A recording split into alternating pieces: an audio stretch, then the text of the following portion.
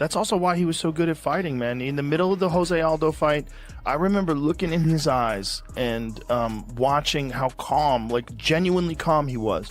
I'm like, this guy just, and Dana said it best, he's like, he eats pressure. Look, this guy is just a complete mark. Here's the reality we need to face. When you're talking about legends in this game, someone at Conor McGregor's level, there's always going to be endless commentary floating around. But the truth is, when it comes to all that background chatter, all those hot takes, all the social media noise, the man genuinely couldn't care less about any of it. It slides right past him. He's locked in on a totally different frequency, completely dialed in on what matters to him. It is interesting that in the time where that low calf kick is coming to prominence, and, you know, this is also the time when Conor started moving away from the sport, took time off, fought boxing, you know, then came back and had the fight with Khabib, and then came back and had the fight with Cowboy.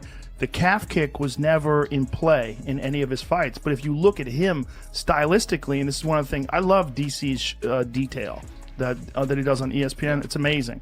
But when he broke down Conor's heavy weight on the right leg, he leans in like this all the time. It's such a big weapon.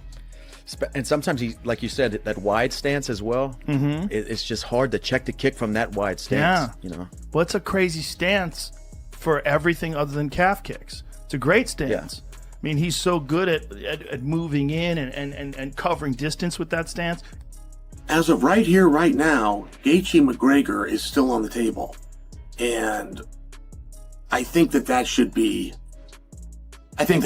pulled. I do not believe that Conor should walk into a title fight, but moreover, I will tell you, and Conor will too, he's not going to 155.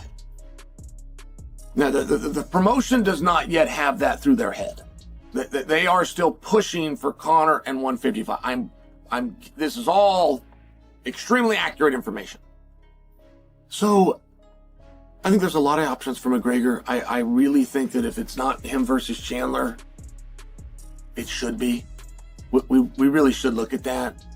We fans were promised a certain fight. We fans have been pretty damn patient. The dude just devours it. And here's what's absolutely wild about this whole thing. It's not like he just ignores the madness surrounding him. He feeds off it. He craves it. Actually, he deliberately orchestrates the pandemonium. Look at this closely. Most fighters would see all that controversy swirling around and consider it a liability or just some unfortunate side effect of fame. But with someone like McGregor, it becomes his secret weapon, his masterful chess move. People dismiss it as empty word, but when you really study his approach, he genuinely relishes operating in that storm of complete mayhem, single-handedly flipping the entire landscape upside down just by showing up. It depends you fight with who. If you're gonna fight with Cowboy Cerrone, you're gonna look good. You're gonna be like lion. But if you're gonna fight like guys who on the top, who really best in the world, like Dustin Poirier, like this fight gonna show your level, you know? Okay, fight with Cowboy or like these fights, be lion and that's it, make money. This is smart. But if you wanna become champion, if you wanna fight like Beneil, Islam, Charles, Dustin Poirier, Justin Gaethje, these guys lions, you know? These guys gonna show your level.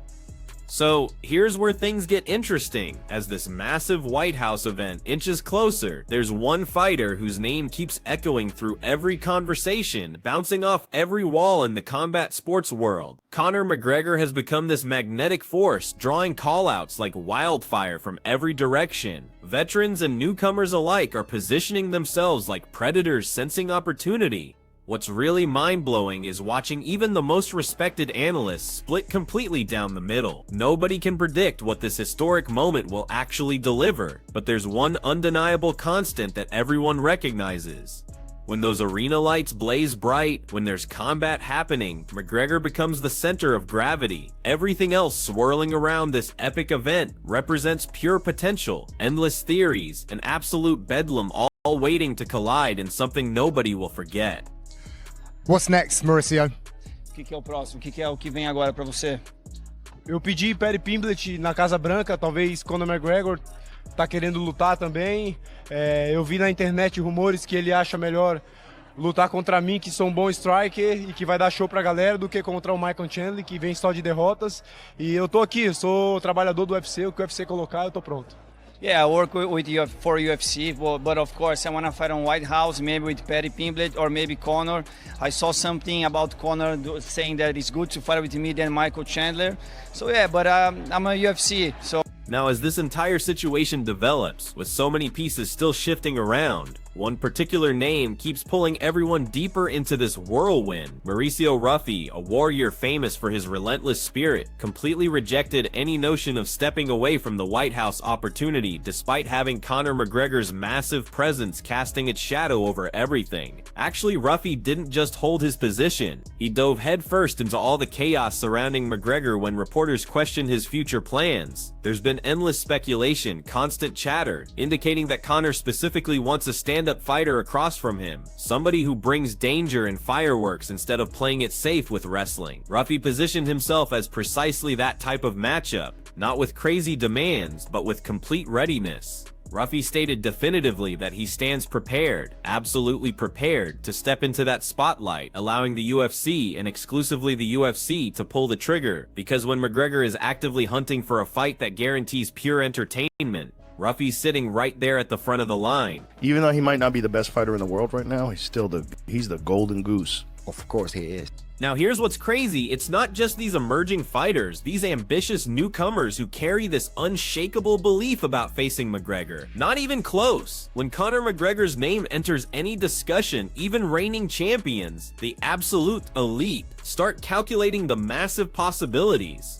Look at Ilia Topuria as the perfect example. He was brutally honest about the whole situation. From his perspective, there exists zero logical justification for turning down a McGregor opportunity. He explained exactly why this isn't mainly about testing yourself competitively or establishing Octagon supremacy. The genuine motivation is the incredible magnitude of what comes with it. Fighting Conor McGregor transcends being just another bout on your record. It means writing yourself into the history books, stepping under lights that few ever experience, and creating numbers, pay-per-view revenue, global attention, sponsorship deals that can completely transform everything about your career trajectory. Topuria didn't sugarcoat anything. He declared without hesitation that he stands ready to answer that phone call whenever it arrives. Zero doubt, with Conor, the impact is still massive. No, it just... that would be a great one. But what excites me more is the fight with Paddy. Really? Yeah, that fight excites me even more. And if they could put that fight in Spain... Absolutely. The staying power of his celebrity status remains genuinely incredible, totally remarkable. To witness even at this stage of his career, you simply cannot diminish that level of influence, especially when Joe Rogan weighs in. Through his deep understanding of this business, Rogan captured the McGregor phenomenon with perfect precision. According to Rogan, Conor McGregor's magnetism, his undeniable star quality remains completely intact, not diminished whatsoever, regardless of where he currently sits in the competitive hierarchy.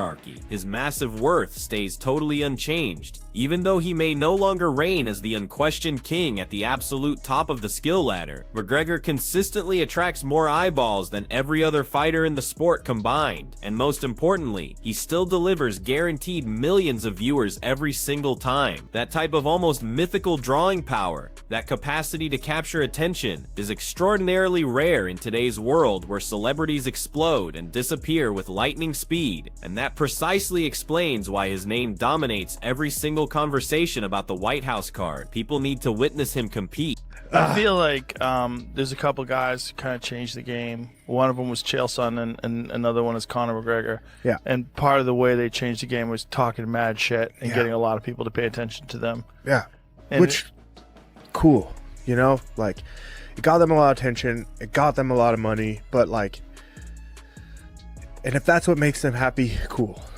Expanding on that insight, Rogan also brilliantly identified exactly why McGregor's impact on the UFC extends infinitely beyond his current fight record. He transcends being just an athlete. He's a cultural force, working alongside the keen observations of Chael Sonnen. Rogan characterized Conor as belonging to an extremely exclusive group of competitors who literally completely restructured the entire industry. Consider that reality for a moment. The success formula he developed wasn't simply about fighting a ability, though. He definitely possessed that skill. Instead, it's centered on generating constant, overwhelming attention, building an irresistible, bigger-than-life persona, and boldly declaring the most shocking statements, amplified loudly enough that audiences, whether they adored him or despised him, absolutely could not ignore him. That persistent, mesmerizing focus he commanded was systematically transformed into incredible power, and that power subsequently converted directly into mind-boggling financial success. Whether people admire or completely loathe his methods, Rogan's core message stays remarkably straightforward and deeply accurate. For certain fighters, especially McGregor, this isn't random verbal sparring or meaningless chatter. This represents a masterfully designed, maximum pressure game plan, and beyond any question, Conor McGregor executed it better than anyone in history. It's what history shows us.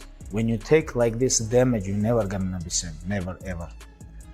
Okay, if we talk about Conor, okay, like last couple years he's not hungry, and now what happened with his legs? Like never ever, never people come back, and never gonna be people on the same prime twice.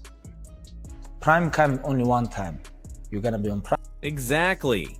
Now, while most observers interpret the entire McGregor phenomenon as smart business, an obvious financial goldmine, it's extremely important to understand that not everyone, absolutely not everyone, believes in this whole comeback story that's being pushed. When discussing opposing viewpoints, Khabib Nurmagomedov definitely pulled no punches while analyzing Conor McGregor's much-discussed return. Khabib, famous for his brutal candor, maintained very strongly that the physical punishment McGregor has absorbed throughout his fighting life, especially the serious damage to his lower limbs, simply represents something you never completely bounce back from. This isn't some temporary hurdle, it creates a lasting impact. Factor in that bodily wear alongside what Khabib perceives as several years of missing motivation, a reduced intensity that previously drove McGregor forward, and from Khabib's viewpoint, the conclusion becomes extremely clear and impossible to ignore. He absolutely believes that a fighter's greatest period, that precious window of peak ability, only happens once. Beyond that brief moment, no return, regardless of how much hype or how carefully orchestrated it might be, can ever genuinely recreate that pure unstoppable summit. After you've touched that ultimate peak, he maintains, the fall, whether rapid or gradual, becomes completely unavoidable. You're gonna go down. It depends you fight with who. If you're gonna fight with Cowboy Cerrone, you're gonna look good. You're gonna be like lion. But if you're gonna fight like guys who on the top, who really best in the world, like Dustin Poirier, like this fight gonna show your level, you know? Okay, fight with Cowboy or like these fights, be lion and that's it, make money. This is smart. But if you wanna become champion, if you wanna fight like Beneil, Islam, Charles, Dustin Poirier, Justin Gaethje, these guys lions, you know? These guys gonna show your level. Khabib pushed his analysis even further. He connected his whole perspective directly to the White House event itself, positioning it as significantly more than simple entertainment or an expensive production. He offered a sharp comparison, matching up against someone like Cowboy Cerrone. While it would definitely make McGregor appear incredibly dynamic and obviously move tons of merchandise, completely overlooks the essential issue. The real crucial question, from Khabib's standpoint, centers on whether McGregor can still legitimately compete with the absolute best fighters alive. He's referencing the champions, the unstoppable machines like Dustin Poirier, the crushing Islam Makhachev, the constantly threatening Charles Oliveira, or the devastating Justin Gaethje. From Khabib's perspective, the White House platform isn't just about soaking up attention or securing a huge financial score. For him, it becomes a final fire-like examination of whether McGregor's greatest days are truly permanently finished, or whether he can still somehow compete at that astronomical championship tier of performance. Through Khabib's uncompromising view, whatever opponent gets selected will finally expose the complete truth. Does Conor remain a serious threat, or has he transformed into simply an entertaining story? God that dictates my journey and all of our journeys, and I live my life by God's word. And since around that time that you mentioned at the last event, I've engaged on a spiritual journey, and I'm saved, I am healed. And you know, on the back of that, On the back of that, the world is in for a treat. The world is in for a treat. My competitive spark that was once in my heart is now a roaring blaze. So I'm very excited. You know, I envy these men up here on this dais. They're right about to make weight, and they're to go in and enjoy and entertain and do what they were called to do, as am I called to do it. And you know, I'm eager to get back. And right now I had to dial myself in and go inward, and that I done. And I'm very, very excited to come back my own self. Meanwhile, while Khabib kept hammering away at whether McGregor still carries that raw, burning desire to fight at the absolute pinnacle, Conor himself maintains, with complete conviction, that the answer is absolutely and beyond that, actually. With the White House event quickly gaining momentum, McGregor has positioned his highly awaited comeback as something much deeper than just stepping back into competition. From his perspective, this has evolved into a completely personal crusade, one that he says draws power from genuine spirituality and serious self-examination. That same drive that previously propelled him, that endless need to dominate, he boldly proclaims, hasn't just returned, it's blazing more intensely than ever, burning with greater heat and brilliance. Following deliberate time spent looking deeper, refocusing his mental and physical preparation, McGregor claims he's coming back deadlier, more precisely targeted, and completely ready to demonstrate, without any doubt, that he still earns his place among the biggest, most prestigious competitions on earth. From Conor's viewpoint, the White House event goes beyond being just another show. It represents, in his exact words, the definitive testing arena for this new, absolutely determined version of himself, ready to reveal to everyone what true greatness looks like. Right? Okay, a special treat in the White House and a special treat in Conor McGregor, which is almost a gift, right? Bread Panty Night is real. That's a gift for somebody. We'll gift this to Justin Gaethje on his way out the door, and he won't mind fighting at a different weight class because he's leaving anyway. He's not coming up the ranks. This is all part of the thought process as to why it's going to be Conor versus Justin Gaethje, but that is also believed that Justin Gaethje was going to lose. Now, you can't say that. When you go in and you start talking about these deals, there's never say, hey, you're going to lose to Patty. So when you lose to Patty, we're going to bump you up a weight class that won't matter as you're on your way out anyway. Like, you can't say those things. So when he goes in and gets the win, it's very hard to unwind that and go, okay, it's no longer McGregor and Gaethje. They're both going to go. Why? Right? Imagine McGregor. Imagine McGregor that already said yes to Gaethje. Taking McGregor's confident declaration of a deadlier, more concentrated Octagon return even further, the eternally sharp Chael Sonnen jumped into the conversation, providing some essential context about who McGregor could realistically battle at the historic White House event. Sonnen boldly described a possible clash with Justin Gaethje as practically a present, a tactically perfect combination that simply creates perfect sense, not just for the incredible entertainment it would definitely provide, but also for where both competitors stand in their respective careers. This represents the type of battle that immediately screams pure excitement. Still, Sonnen, always the pragmatist, delivered an important warning. After that Octagon door closes tight, literally nothing gets decided beforehand. He stressed that even when McGregor has completely committed to the battle, the result will write its own incredible narrative. The genuine, unquestionable challenge, he pointed out, involves demonstrating that this announced new unstoppable version of himself can actually legitimately support every piece of the enormous excitement building around him. Because we've seen on the internet you versus McGregor. Alright. Shit, give them what they want, not what they expect. I can say some big news.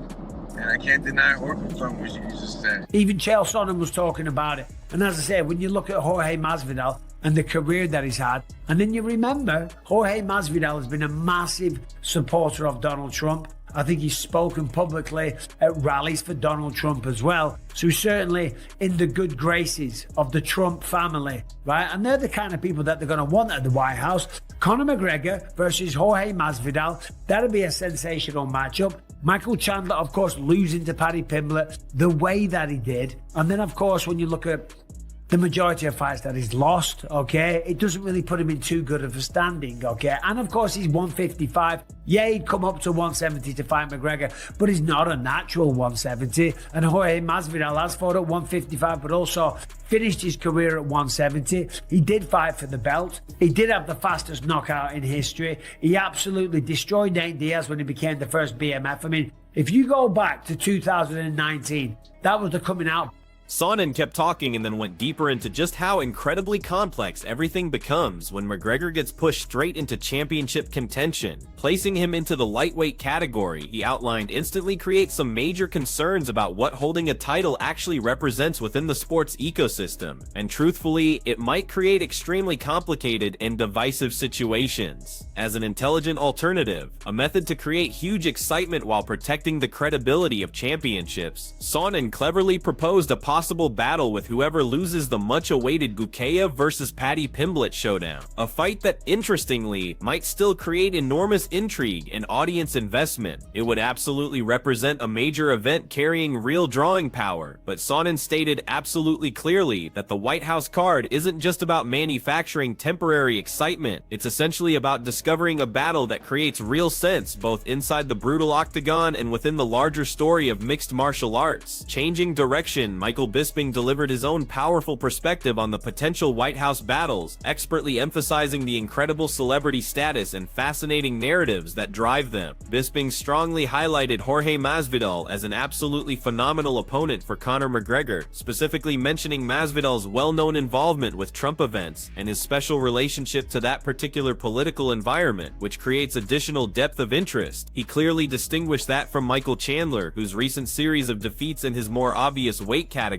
from Bisping's analysis, make him a much less exciting choice for this grand platform. In contrast, Masvidal's outstanding achievement, including landing the quickest finish in UFC history, plus becoming the original BMF title holder, clearly establish him as a competitor who can bring both undeniable legitimacy and an incomparable show against McGregor, particularly on a stage as completely distinctive and high stakes as the White House. Modern young generation of fighters are going to know you for the way you commentate, the way you call plays, the way you are so analytical about fighters. You're amazing at what you do at bringing the whole story to life, and I think it's like one piece of the puzzle that has to be there. Like, we need John Anik, you know, and we've seen you do some other things with the Canelo fight, which was amazing, by the way, which I want to talk about. How much of this chemistry is built off the camera versus on the camera? I'll start with you. Additionally, bringing another captivating dimension to this intricate conversation, John Anik, a voice that defines the UFC, contributed his notably different viewpoint about the White House event. While he easily recognized the obvious excitement of watching Conor McGregor return to action, and honestly, who wouldn't get pumped about that, Anik found himself questioning the actual value of some rumored fights being discussed. He particularly pointed out that a battle with Michael Chandler, while definitely patriotic and absolutely headline-worthy on paper, really doesn't hold much genuine significance in the incredibly tough lightweight landscape. It could possibly, he theorized, need to take place at a modified weight, further reducing its divisional importance. From Anik's perspective, the authentic, legitimate excitement, the kind that actually challenges a competitor, would emerge from potential wars with proven icons like Nate Diaz or the motivated Mauricio Ruffy. These represent the matchups, he contended, that would genuinely push McGregor's abilities to their complete breaking point and provide substantial high-pressure entertainment inside the sacred octagon, offering fans something truly worthwhile to care about. You know, it's no secret, obviously. I want to fight Conor, and I think it's no secret by the things that he's posting, the interviews that he's doing, the number of times he said my name, posted a video of me and him and our highlights and all that kind of stuff a week or so ago. He wants to fight me. I want to fight him. He wants to fight at the White House. I want nothing more than to be wearing the red, white, and blue stars and bars, walking onto the White House lawn and fighting at the White House. You know how hard it is to put percentages on anything in mixed martial arts. It's such a crazy sport, and that's why we love it. But one thing is for sure, Conor wants to fight me at the White House. I want to fight him at the White House. And conversations are being had. I think things are moving in that direction, but we're never going to know when this thing's going to be announced. So we will see. All I know is I'm going to start training here very soon, like laser focused on June, whatever it is. And they're going to keep holding the cards close to their chests as they always do, trying to keep things a secret. And we'll see how perfectly building on Anik's essential observation about needing significant matchups. Michael Chandler personally emerged with an absolutely direct, crystal clear challenge that eliminated any possible confusion. He announced that he wants Conor McGregor, and he doesn't just want him in some random venue. He wants him precisely on that incredible White House platform. Chandler, radiating almost contagious certainty, referenced directly to McGregor's recent social media activity. His open interviews and his training footage is powerful evidence that this desire flows both ways between them. While he smartly recognized that mixed martial arts remains an inherently volatile sport where absolutely nothing gets confirmed until paperwork gets finalized, he stated definitively that from his viewpoint, both competitors share complete agreement in wanting this fight, and significantly, that discussions are actually moving forward privately. During this period, Chandler isn't sitting idle. He's already completely locked into his preparation, carefully conditioning himself, prepared to transform that massive matchup into concrete reality. The exact second the UFC provides their official approval, he's not simply wishing for it, he's actively training for it. So after exploring all these incredible viewpoints and possible scenarios, we really need to hear your take on this. It's time for you to jump in. Which battle do you honestly think creates the most logical sense and would produce the most explosive entertainment for Conor McGregor at this unprecedented White House event? Could it be the persistent Michael Chandler, the dynamic Jorge Masvidal, the ambitious Mauricio Ruffy, or maybe even somebody completely different that we haven't mentioned yet? We're really curious to know, so please speak your mind, share all your thoughts and predictions in the comments right below, and become part of this exciting discussion. Also, if you haven't already, do us a massive solid and hit that subscribe button immediately. That ensures you'll always catch our detailed fight analysis, our behind-the-scenes insights, and every important update as this absolutely historic event keeps developing and taking shape. You definitely don't want to miss anything.